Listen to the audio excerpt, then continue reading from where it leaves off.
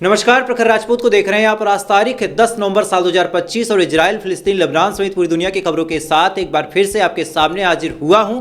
इस वीडियो में हम आपको बताएंगे कि पाकिस्तान और अफगानिस्तान के बीच एक तरफ जहां सीज फायर की बातें फेल हो गई हैं, वहीं ईरान ने भी इस मामले में एंट्री मार ली। आज पाकिस्तान के ऊपर बड़ा हमला हुआ। यह हमला किसने किया है और इस हमले में पाकिस्तान को कितना नुकसान हुआ, इसके बारे में अभी हम डिटेल एनालिसिस करेंगे। और साथ इस वीडियो में आपको यह भी पता चलेगा कि हमास की तरफ से इजराइल को फाइनली वो तोहफा दिया गया जिसके बाद इजराइल की जो सरकार है वो ना तो मुंह दिखा सकती है, ना ही कहीं खुल के बात कर सकती है। और पूरी दुनिया में इजराइल के प्रधानमंत्री की थू-थू हो रही है। और साथ ही तुर्की को लेके इजराइल ने नया आगाज कर दिया है।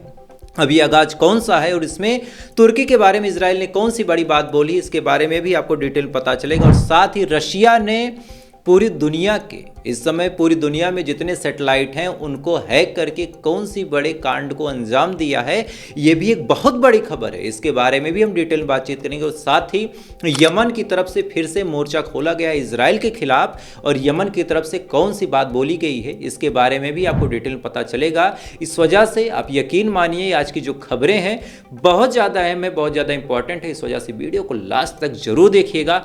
चैनल पर नए हैं, वीडियो को लाइक करके चैनल सब्सक्राइब करके अपना प्यार जरूर दे दीजिएगा। साथ ही इजराइल और फिलिस्तीन की जंग में आप किसके साथ खड़े हैं, इजराइल के साथ या फिर फिलिस्तीन के साथ, कमेंट करके जरूर बताइएगा। और साथ ही इस वीडियो को आप कहां से देख रहे हैं ये भी कमेंट करके जरूर बताइएगा। तब तक एक एक करके मैं आपके सामने खबरें रखता हूं। और सबसे पहली जो खबर निकल के सामने आ रही है दोस्तों, वो पाकिस्तान से आ रही है। दरअसल पाकिस्तान और अफगानिस्तान लगातार एक दूसरे से लड़ रहे हैं पिछले एक महीने से, और ये बात हम सभी जानते हैं। इस लड़ाई के दौरान मेन मुद्दा टीटीपी है, यानी तहरीक तालिबान पाकिस्तान।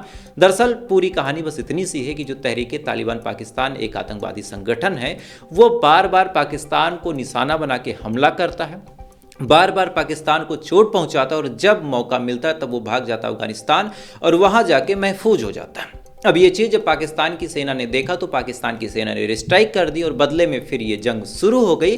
और अब जंग इस कदर आगे बढ़ गई है कि सीज फायर कराने के लिए तमाम देश आगे आ रहे हैं। सबसे पहले तुर्की आगे आया, इसके बाद कतर आगे आया, उसके बाद बातचीत हुई, लेकिन बातचीत फाइनली फेल हो गई है और दोनों ही देशों की तरफ से धमकी दी जा रही है। जैसे जो पाकिस्तान के फॉरेन मिनिस्टर इसाक डार हैं, उन्होंने भी कुछ ऐसा बोला है जिसके बाद तुर्की को बुरा लगा। तुर्की ने कहा कि अब हम सीज फायर नहीं करवा पाएंगे। और साथ ही जो अफगानिस्तान के फॉरेन मिनिस्टर हैं नूरुल्लाह नूरी ने भी साफ तौर पे कहा कि अगर पाकिस्तान की तरफ से हमला किया गया तो पाकिस्तान के खिलाफ अफगानिस्तान का हर बच्चा, बूढ़ा, जवान, औरत, जो भी अफगानिस्तान में है, हर शख्स लड़ेगा। अच्छा, इधर ये तमाम चीजें चल ही रही हैं कि इस पूरे मामले में टीटीपी ने फिर से आग में घी झोंक दी है। हुआ क्या, रिपोर्ट्स ये दावा कर रही हैं, जैसे नवभारत टाइम्स में भी ये रिपोर्ट निकल के सामने है, साथ ही अलग अलग और ट्विटर अकाउंट्स में भी ये खबर चल रही है कि आज टीटीपी ने फिर से पाकिस्तान के ऊपर बड़ा हमला किया है। दरअसल खैबर पख्तूनख्वा एक जगह है, इस जगह में एक ज़िला लगता है बन्नू ज़िला, और इस ज़िले में पाकिस्तान की आर्मी की एक चौकी थी जिस पे टीटीपी ने बड़ा हमला किया है। इस हमले में वहाँ के जो सिपाही थे वो मैदान छोड़ के भाग गए, चूँकि टीटीपी के लड़ाकों की तादाद ज़्यादा थी। उस चौकी को कब्जा करके बाकायदा वहाँ पे टीटीपी का झंडा गाड़ दिया पाकिस्तान के अंदर घुस के।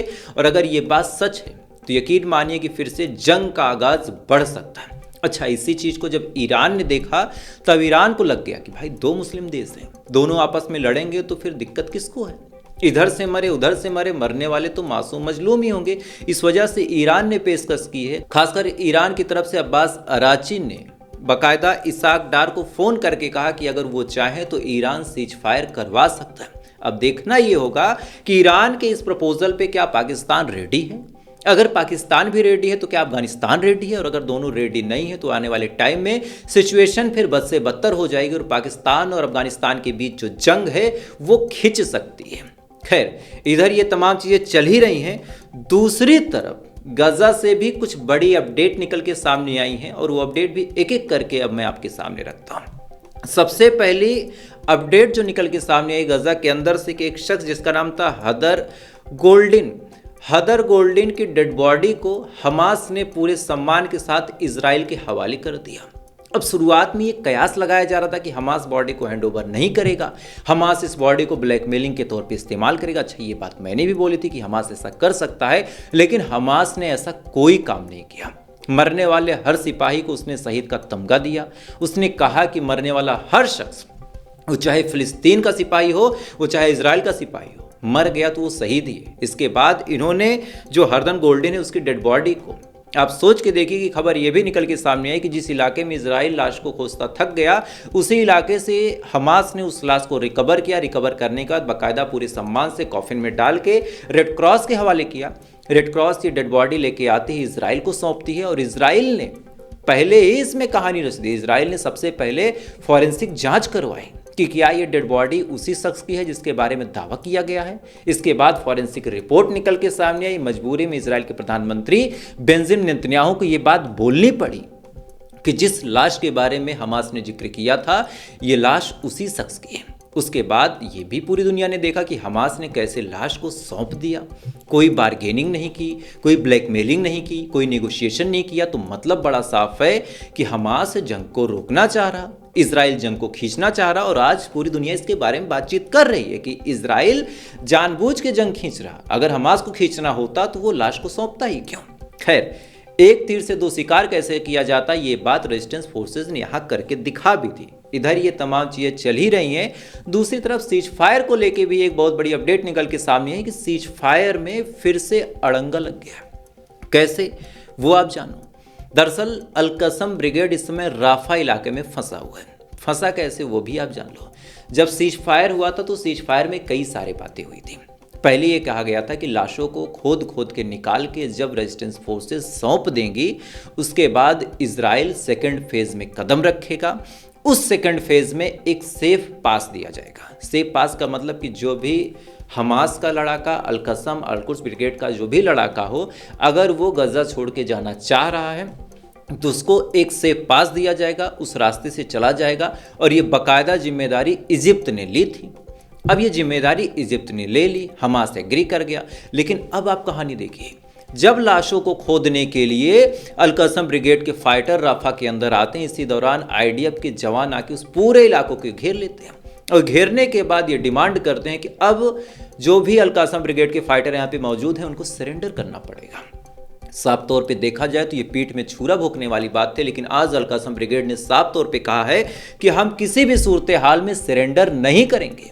किसी को अच्छा लगे, किसी को बुरा लगे, जंग शुरू हो जाए, कुछ भी हो जाए, डज नॉट मैटर। भाई आप अपने दिमाग से सोचो, कोई भी ग्रुप हो, कोई भी संगठन हो, कोई भी देश हो, एक तरफा कुर्बानी क्यों देगा। एक तरफा कुर्बानी देने का कोई मतलब भी नहीं बनता। यहाँ पे बात हुई थी कि भाई सीज फायर होगा, जिसको जाना होगा वो चला जाएगा, जिसको रहना होगा हथियार छोड़ के गजा के अंदर रह सकता है। आपने फिर उस इलाके को घेर लिया। घेरने के बाद आप हथियार के दम पे ब्लैकमेल करके कह रहे हो कि भाई सरेंडर कर दो, तो वो सरेंडर क्यों करेगा, वो भी ऐसे हाल में जब लगातार आप लोगों पे अटैक कर रहे हो। आज आपको गजा की ही अपडेट बताता हूँ। गजा से रिपोर्ट निकल के सामने आई कि अभी तक लगभग 442 के करीब फिलिस्तीनियों को गिरफ्तार किया गया है। साथ ही न जाने कितने ऐसे लोग हैं जिनके ऊपर ना ही कोई मुकदमा है, ना ही कोई चार्ज है, इसके बावजूद भी उनको गिरफ्तार किया गया। तो ऐसे हाल में इजराइल पे भरोसा नहीं किया जा सकता। और अच्छा, एक और अपडेट आपको बताता हूँ। ये तमाम चीज़ें ये कर ही रहे हैं, साथ ही इजराइल को इतना डर है कि आज तुर्की के खिलाफ भी इजराइल ने बड़ा जहर उगला है। तुर्की के अंदर ये कयास लगाया जा रहा था कि अब तुर्की की आर्मी आएगी गाजा के अंदर। कैसे, वो आप जानिए। दरअसल डोनाल्ड ट्रंप ने अपने प्रस्ताव में कहा था कि जब सीज फायर हो जाएगा तो पूरी दुनिया के जो मुस्लिम देश हैं उनकी आर्मी गाजा के अंदर आएगी। आने के बाद गाजा में कमान संभालेगी और वहाँ पे शांति व्यवस्था स्थापित करेगी। ये बात डोनाल्ड ट्रंप ने बोली थी। अब इस पे नेतन्याहू ने फौरन ही एक पेच अटकाते हुए कहा था कि ठीक है, आएगी आर्मी, कोई दिक्कत नहीं, लेकिन ये वही देश होंगे जिनको हम पसंद करेंगे। अब तुर्की को लगा कि भाई इजराइल के तो हम चहीते हैं, तो इजराइल हमें रोकेगा नहीं, हम आ जाएंगे और मुस्लिम वर्ल्ड के खलीफा बन जाएंगे। जैसे पाकिस्तान को इजराइल ने अलाउ कर दिया था और कहा था कि भाई ठीक है, $100 ले लो, अपनी सेना लेके आओ और हमास के हाथों से हथियार छीन लो। अब क्या हुआ, यही सेम चीज़ तुर्की से भी करने की कोशिश की। तो तुर्की को तो मुस्लिम वर्ल्ड का खलीफा बनना, तुर्की ने कहा नहीं, हम आएंगे तो शांति वहाँ स्थापित करेंगे। और जैसे ये बात तुर्की ने बोली, इजराइल ने फौरन अपना मुंह खोलते हुए कहा कि नहीं नहीं नहीं, तुर्की की कोई भी आर्मी इस समय गजा के अंदर नहीं आ सकती और हम तुर्की के जूते गजा की जमीन पर नहीं पड़ने देंगे। और ये बाकायदा इजराइल के ऑफिशियल बयान में आज जारी किया गया कि तुर्की की आर्मी नहीं आ सकती, चाहे कोई खुश रहे चाहे कोई नाराज रहे, इससे कोई खास फर्क नहीं पड़ने वाला। खैर, इधर ये तमाम चीजें चल ही रही हैं। दूसरी तरफ यमन की तरफ से आज बड़ा बयान निकल के सामने आया और साफ तौर पे कहा जाए तो यमन ने बड़ी धमकी भी दी। दरअसल आपको याद होगा कि यमन ने, मैंने कल भी आपको बताया था कि यमन ने एक ऐसे नेटवर्क का खुलासा किया है जिस नेटवर्क के माध्यम से इजराइल सऊदी अरब के अंदर बैठ के पूरी दुनिया की जासूसी कर रहा। इजराइल बाकायदा पूरी दुनिया के अंदर घूम घूम के सऊदी अरब के साथ मिलकर जासूसी कर रहा और इसका खुलासा बाकायदा जब हुतीज ग्रुप ने किया और कहा कि हमने इन्वेस्टिगेशन की और हमारे इन्वेस्टिगेशन में ये सबूत हैं और ये देख लो कि कैसे सऊदी अरब के अंदर बैठ के टॉप लेवल पे, हल्के फुल्के लेवल पे नहीं, टॉप लेवल पे जितने ऑफिसर्स बैठे हैं उन तमाम टॉप लेवल के ऑफिसरों में इजराइल के लोग बैठे, मोसाद के लोग बैठे और बाकायदा हुतीज ग्रुप ने उसके सबूत रखे दुनिया के सामने और कहा कि देखो ये रहे सबूत। अब इसी के बाद फिर हुतीज ग्रुप ने एक बड़ा बयान दिया। हुतीज ग्रुप के प्रवक्ता ने साफ तौर पे कहा कि अगर गजा के अंदर इजराइल अपनी हरकतों पे बाज नहीं आता तो हम फिर से जंग को शुरू करेंगे, हमारे लोग तैयार बैठे और हाँ, हम सेक्रीफाइसेस यानी बलिदान से नहीं डरते, हम कुर्बानियां देने से नहीं डरते। तो इजराइल इस घमंड में ना रहे कि वो हमको मार के हमारे ऊपर हमला करके हमको झुका देगा। अगर गजा के अंदर इजराइल अपनी हरकतों से बाज नहीं आता तो यमन के हुतीज ग्रुप फिर से हमला कर सकते हैं। और ये बात यमन के हुतीज ग्रुप ने कोई हवा में नहीं बोली। यमन के हुतीज ग्रुप आए दिन हमला करते भी थे जब से सीज फायर हुआ है, भले हुतीज ग्रुप शांत हो गए हों, अदरवाइज वो हमेशा 2 मिसाइलें 4 मिसाइलें मार ही देते थे। कई बार ऐसा हुआ कि बेन गुरियन जो एयरपोर्ट था वो बंद करना पड़ा, कई बार ऐसा हुआ कि मिसाइलें आके डायरेक्ट हिट करती हैं, कई बार ऐसा होता था कि जब सायरन बजता था तो लाखों के लाखों लोग शेल्टर होम में भागते थे, बंकरों में भागते थे। तो यमन के हुतीज ग्रुप ने इजराइल के साथ क्या किया बताने की आवश्यकता नहीं, इस चीज को आप बखूबी जानते। और आज फिर से यमन के हुतीज ग्रुप की तरफ से धमकी देखने को मिली है कि अगर गजा के अंदर ये चीज़ें लगातार चलती रहीं तो सिचुएशन हम खराब कर देंगे, किसी को कोई दिक्कत नहीं होनी चाहिए। अच्छा, इजराइल भी अपनी हरकतों से बाज नहीं आ रहा दोस्तों। आज रिपोर्ट निकल के सामने आई कि लेबनान के अंदर फिर से बड़ा हमला किया है। आज धमाकों के भी विजुअल्स निकल के सामने आए और इसी के साथ अब ये कंफर्म हो गया है, ये 2000% कंफर्म हो गया है कि गजा के साथ अब लेबनान में भी इजराइल लगातार इंटरफेयर कर रहा। और ये भी बात 200% कंफर्म है कि आने वाले कुछ ही दिनों में लेबनान तो ना सही लेकिन हिजबुल्लाह ग्रुप की तरफ से पलटवार देखने को मिलेगा और यहीं से फिर से ये जंग शुरू हो जाएगी। यानी साल 2024 के नवंबर महीने में ही सीज फायर हुआ था लेबनान के साथ और नवंबर महीने में ही जंग के शुरू होने के पूरे आसार अब दिखाई दे रहे हैं। और इसमें कोई इफ बट नहीं कि अगर इस बार जंग शुरू हुई तो इस बार रोकने वाला, सीज फायर करवाने वाला कोई नहीं होगा, क्योंकि हिजबुल्लाह भी खुन्नस खाया बैठा है। खैर, इधर सिचुएशन और भी खराब है, कैसे वो आप जान लो। हिजबुल्लाह का दोस्त कौन है? ईरान। और ईरान का सबसे अच्छा दोस्त कौन है? रूस। और रूस ने क्या कारनामा किया वो आप जान लो। आज ब्रिटेन के जो स्पोक पर्सन है, जर्मनी के जो डिफेंस मिनिस्टर है जिनका नाम है बोरिस ने अपने इंटरव्यू में कहा है कि रूस के जो सैटेलाइट हैं वो बाकी दुनिया के सैटेलाइट को हैक करके अपना काम कर रहे हैं। अब सुनने में आपको लगेगा कि यार टेक्नोलॉजी का मामला है, इसमें क्या बड़ी बात है, लेकिन आपको एक खबर बताता हूँ। अगर आपका सैटेलाइट हैक है तो आप फ़ोन कैसे चलाते हैं? सैटेलाइट से ही, वहीं से नेटवर्क ऊपर जाता है। आप वाईफाई कैसे चलाते हैं? सैटेलाइट से ही। आपका टीवी कैसे चलता है? सैटेलाइट से ही। आपका इंटरनेट कैसे चलता है? सैटेलाइट से ही। और आप सोचिए, आपका अगर सैटेलाइट हैक हो गया तो ऐसे हाल में फिर आपके मोबाइल में क्या आएगा, आपके मोबाइल में क्या डाटा है, आप टीवी पे क्या देख रहे हैं, आपकी कंप्यूटर में कौन सा डाटा सेव है, आप क्या प्लान कर रहे हैं, आपकी क्या ईमेल्स हैं, ये तमाम चीज़ें गई।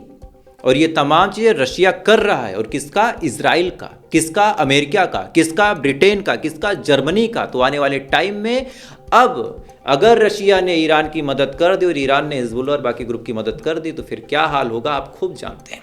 खैर, इधर ये तमाम चीज़ें चल ही रही हैं। दूसरी तरफ अब आपको अंधभक्तों की भी कुछ कहानियां दिखा देता हूँ। पहले आप पाकिस्तान का एक वीडियो देखिए। ये वीडियो पाकिस्तान से आया और पाकिस्तान का एक मुस्लिम भाई आज दिल से कह रहा हूँ, क्यों? वैसे तो पाकिस्तान के लोगों में भाई नहीं बोलता, लिटरली बता रहा हूँ, लेकिन आज बोलना पड़ा, चूंकि जिस आदमी को मैं मानता हूं, जिसकी तस्वीर मेरे दाहिने साइड लगी है, उन प्रेमानंद महाराज के बारे में इन्होंने क्या बोला आप सुनिए। एक बार पाकिस्तान आ जाओ, मैं फूल आपको पहनाऊं गुरुजी, एक बार सिर्फ पाकिस्तान आओ। अल्हम्दुलिल्लाह मैं मुसलमान हूँ, पाकिस्तान से हूँ, लेकिन आपसे दिल में इतना प्यार करता हूँ, इतना प्यार करता हूँ, मैं क्या बताऊँ। मैं आपकी किडनी से जब का सुना है ना, मैं दिन रात दुआएं मांगता हूँ कि गुरुजी की किडनी ठीक हो जाए। मैं पाकिस्तान से हूँ, मुसलमान हूँ, लेकिन आपके लिए इतना प्यार रखते हैं मुसलमान, इतना प्यार रखते हैं। खुदा की कसम, जब भी मस्जिद में जाता हूँ, नमाज पढ़ता हूँ, ये तो जरूर करता हूँ, या अल्लाह प्रेमानंद महाराज की किडनियां ठीक कर दे। एक बार पाकिस्तान आ जाओ, मैं आपको फूल पहनाऊं, उसके बाद अपना किडनी दे के आपको वापस इंडिया भेज दूंगा। एक कसम उठा के कह रहा हूँ, कसम उठा के कह रहा हूँ ऊपर वाले का। एक बार सिर्फ आ जाओ। इस वीडियो में आप साफ तौर पे देख सकते हैं कि पाकिस्तान का एक मुसलमान हमारे देश के एक साधु, एक हिंदू साधु के लिए दुआ कर रहा है और खुले मन से कर रहा है। पाकिस्तान की सरकार ने कोई विरोध भी नहीं किया, कुछ भी नहीं कहा, उसकी मर्जी, किसको भी मान ले। अच्छे इंसान हर धर्म में हो सकते हैं, अच्छे लोग हर धर्म में हो सकते हैं और हर धर्म के अच्छे लोगों की इज्जत करनी चाहिए। लेकिन अब आपको उत्तराखंड के हल्द्वानी का एक दूसरा वीडियो दिखाता हूँ। आप बताओ, हमने कुछ गलत बोला आपसे? आप बताओ, मैं जय इस्लाम क्यों बोलूं? बोल दो ना। क्यों बोलूं? आपको दिक्कत क्या हो रही है? नहीं, मैं क्यों बोलूं? आप बताओ, बोलने का बताओ, मैं क्यों बोलूं? नहीं बोलूंगा मैं।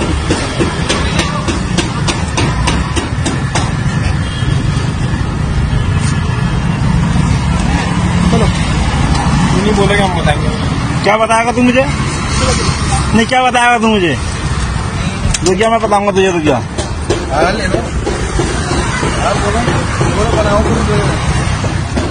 इस वीडियो में आप साफ तौर पे देख सकते हैं कि हल्द्वानी में एक मौलाना जो बाइक से जा रहा था, दो अपने आप को कट्टर हिंदूवादी करने वाले शख्स आगे आते हैं। आगे आने के बाद इस बेचारे मौलाना को रोक के कहते हैं कि जय श्री राम का नारा लगाओ, जय श्री राम का नारा लगाओ।